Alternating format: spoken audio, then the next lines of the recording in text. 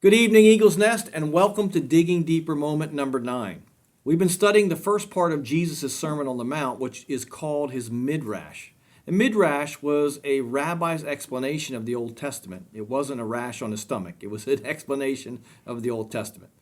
Now, we have labeled this, or I have labeled this section of his sermon, the road to happiness. Jesus' Midrash, or this section, has 4 parts. And we began looking at the first part earlier when we were looking at the Beatitudes. So Matthew chapter 5, verses 1 through 10, which are his Beatitudes, I label happiness comes from within, because everything Jesus is saying here teaches us how to be happy. First, God empties us of what makes us unhappy, and then he fills us with himself so that happiness can flow out of us.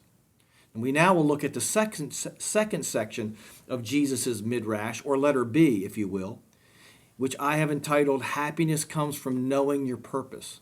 Now, last week I used the phrase fulfilling your purpose, but fulfilling your purpose and knowing it are 2 different things, and I believe knowing our purpose helps us to be happy.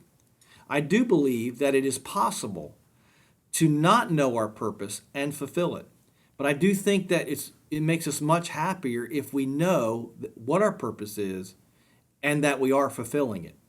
Now in verse 10, Jesus concludes the Beatitudes by saying, Blessed are those who are persecuted for righteousness' sake. Verse 10 is a transitional verse. If you take notice, it ends the Beatitudes and leads into the next section of Jesus' sermon. You'll note that in verse 10, he's talking about persecution. And then in verses 11 and 12, he talks about persecution again, because Jesus is transitioning his sermon out of the Beatitudes into the next section of his sermon. You can also notice that it moves from the third person, blessed are those, which is the third person plural, to the second person plural, you. In fact, you will be used throughout the sermon from here on in. Now, most of us don't think about the first and second, third persons when we talk. That is something that we leave for English teachers, and it's about grammar. But when we're reading something, it's quite important. The first person refers to the speaker. Here it is Jesus. Jesus is the first person singular. He is the speaker here. The second person in grammar refers to the person being addressed. In this case, the you is Jesus' disciples. And the third person refers to the person being spoken about. So when Jesus said, Blessed are those in the Beatitudes, he's speaking about his disciples. In verses 11 through 16, now he begins to speak directly to his disciples. And so if you picture this in your mind, Jesus starts his sermon, and he's kind of like looking out at the audience.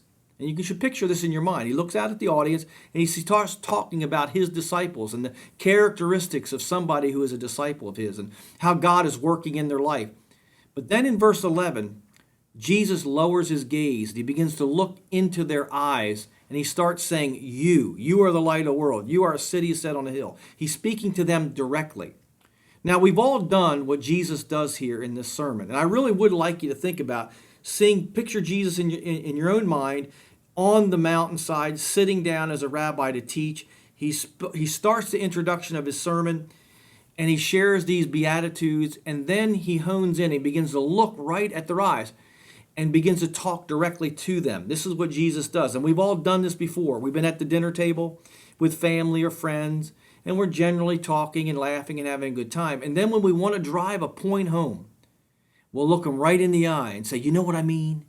We've all done it. This is kind of what's happening here in this sermon. There's a transition from blessed are those to the second person, you.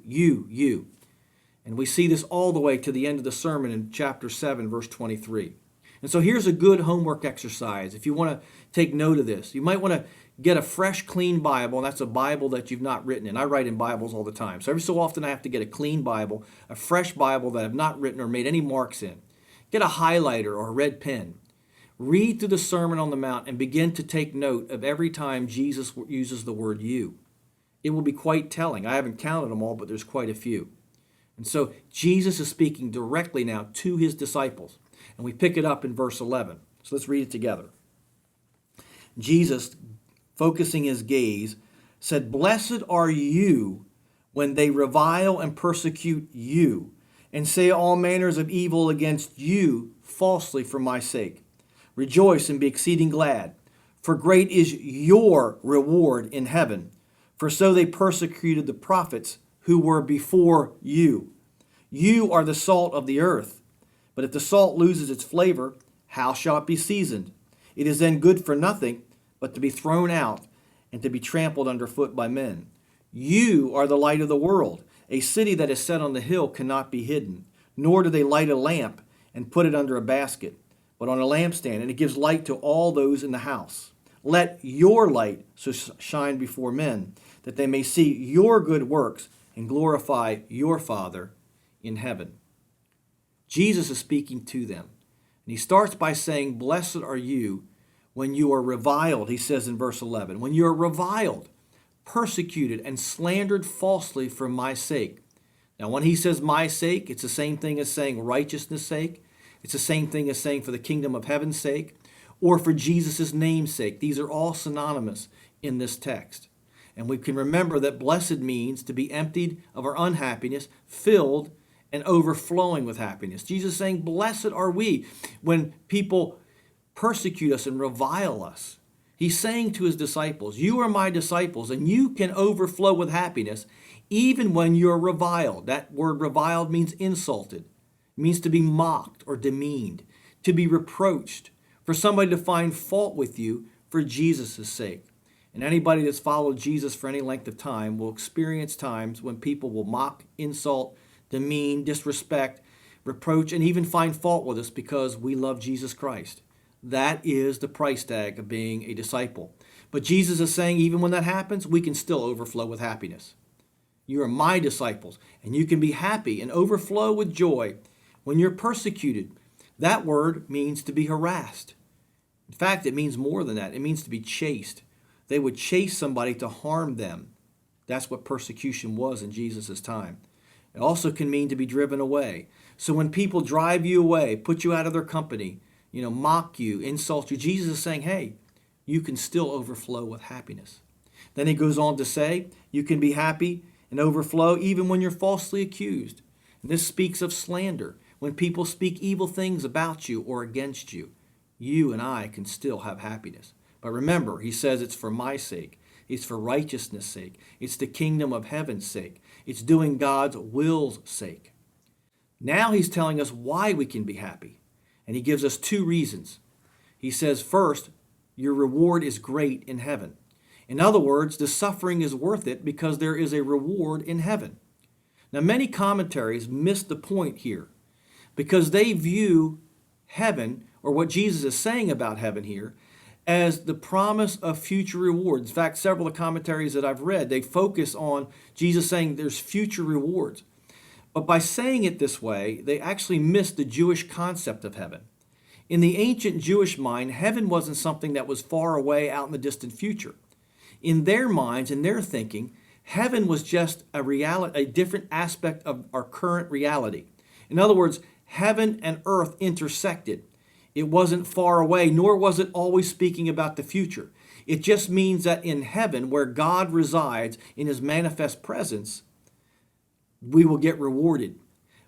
But they did have the concept that what was taking place in heaven impacted what happened here on earth. And so Jesus is not saying here that when we're persecuted, we can be happy about it because someday in the by and by, we're going to be rewarded. Now, he's saying we can rejoice because right now, in heaven, we can be rewarded, but when we're rewarded in heaven, it's going to impact earth.